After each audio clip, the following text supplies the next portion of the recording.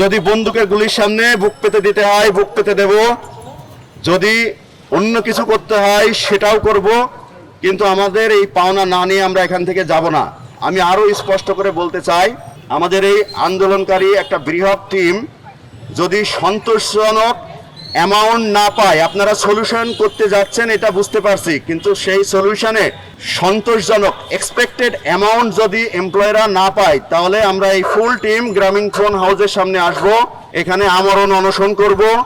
বাংলাদেশের গভর্নমেন্ট দেখবে, বাংলাদেশের 20 কোটি জনগণ দেখবে আমরা লজ্জা শরমের ঊর্ধ্বে চলে গেছি।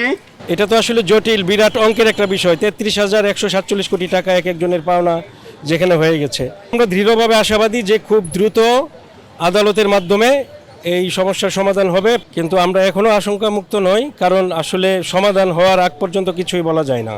গ্রামীণফোন এর আগে আমাদের সাথে তো বেশ কয়েকবার মিটিং করার নামে আসলে অনেকটা নাটক করেছে। আমরা আসছি আমরা এক্স এমপ্লয়ি জিপির আমাদের ন্যায্য দাবির জন্য আসছি, এখানে জমা দিয়েছে এবং আমাদের একজন কলিগও মারা গেছেন, ওনার জন্য সমবেদনা জানাতে আসছি। উনি খুলনার রিজনে ছিলেন এবং আমাদের যে 5% লভ্যাংশ ন্যায্য মুনাফা, এই জন্য আমরা এখানে দাঁড়িয়ে আছি, এটা যাতে আমরা অতি তাড়াতাড়ি পাই সেই ব্যবস্থা করার জন্য গ্রামীণ ফোনের ম্যানেজমেন্টের কাছে আকুল আবেদন করতেছি এবং প্রতিবাদ জানাইতেছি। আমাদের যারা পাওনাদার, যারা বেনিফিশিয়ারি, তাদেরকে সবাইকে যেন একটা ন্যায্যতার ভিত্তিতে পাওনাটা দেয়, কোনো লামসাম অ্যামাউন্টে চলবে না।